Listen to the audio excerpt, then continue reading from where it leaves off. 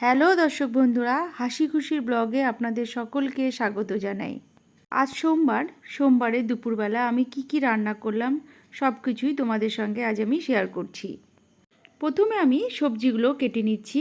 আমি আজকে বিটের তরকারি করব, উচ্ছে ভাজা করব, আলু দিয়ে মাছের তরকারি করব, আলু ভাজা করব, পটল ভাজা করব। আমি সবটাই তোমাদের সঙ্গে শেয়ার করছি।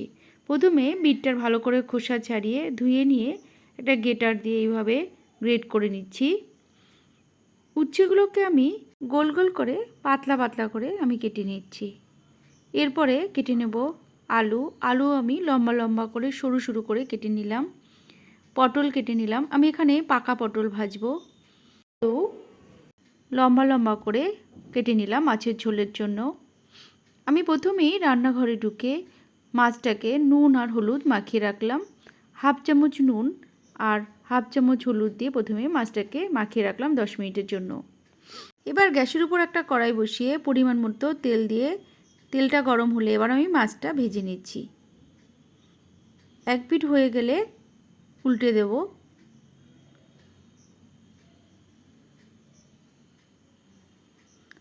উল্টে দিয়ে 2 থেকে 3 মিনিট আবার ওয়েট করব, আবার একবার উল্টে দেব। এইভাবেই উল্টে পাল্টে আমি মাছগুলোকে একটু কড়াভাবে ভেজে নিলাম। আমি সব মাছগুলোই কিন্তু একইভাবে ভাজলাম। ওই তেলের মধ্যেই ঝোলের জন্য যে আলুটা কেটে রেখেছিলাম সেটা আমি ভেজে নিচ্ছি অল্প নুন আর হলুদ দিয়ে।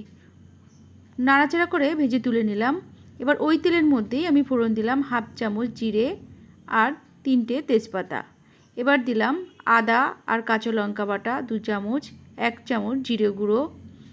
এবার আমি মশলাটাকে কষাবো। এইবার গ্যাসের আঁচটাকে একদম কমিয়ে দিয়ে আমি 2 মিনিট ধরে কষানোর পর দিলাম টমেটো। একটা বড় সাইজের টমেটো কেটে দিয়ে দিলাম। অল্প নুন দিয়ে আর হলুদ দিয়ে ভালো করে এবার কষাবো। আমি 2 মিনিট কষানো হয়ে গেলে টমেটো যেই নরম হয়ে যাবে তখন দিয়ে দেবো জল। এই দেখুন নরম হয়ে গেছে। এবার দিয়ে দিলাম পরিমাণ মতো জল। আমি এখানে 2 গ্লাসের মতো জল দিয়েছি। আর দিয়ে দিলাম অল্প হলুদ। আমি নুনটা জলের সঙ্গে ফুটিয়ে রেখেছিলাম, যেহেতু গরম জল দিয়েছি সেই জন্য নুনটা দিলাম না। এবার ঢাকনা দিয়ে ঢেকে রাখার পরে 5 মিনিট পরে ঢাকনা খুলে দিয়ে দিলাম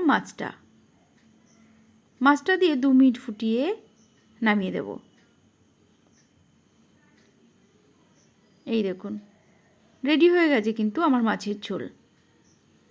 মাছের ঝোলটা নামিয়ে দিয়ে এবার আমি অন্য রান্নাটি বসাবো। এবার রান্না করব বিটের তরকারি। এবার গ্যাসের উপর একটা কড়াই বসিয়ে দিয়ে খুবই অল্প তেল দিয়ে দিলাম। এই চা চামচে 2 চামচ মতো, 2টো শুকনো লঙ্কা চিড়ে দিলাম আর দিলাম অল্প কালো জিরে, আমি হাফ চামচের মতো দিয়েছি। এবার গ্রেটার করা বিটটা দিয়ে দিলাম, অল্প নুন আর হলুদও দিয়ে দিলাম একই সঙ্গে। এবার 2 মিনিট নাড়াচাড়া করে একটা ঢাকনা দিয়ে ঢেকে দেব 3 থেকে 4 মিনিটের জন্য, গ্যাসের আঁচটাকে কমিয়ে।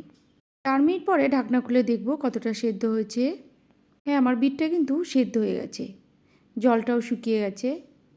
আমি কিন্তু এক্সট্রা কোনো জল দিইনি, বিট থেকে যে জলটা বেরিয়েছে আমি সেটাই শুকালাম।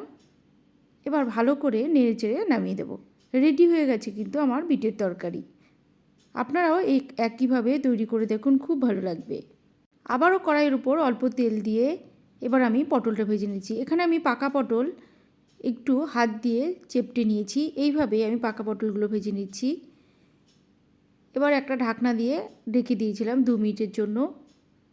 2 মিনিট পরে উল্টে দিচ্ছি। আবারও 2 মিনিট পরে উল্টে দিয়ে এইভাবে পটলটা ভেজে নামিয়ে নিলাম।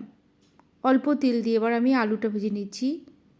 হাফ চামচেরও কম নুন আর একদমই অল্প হলুদ দিয়ে আমি আলুটা ভাজবো।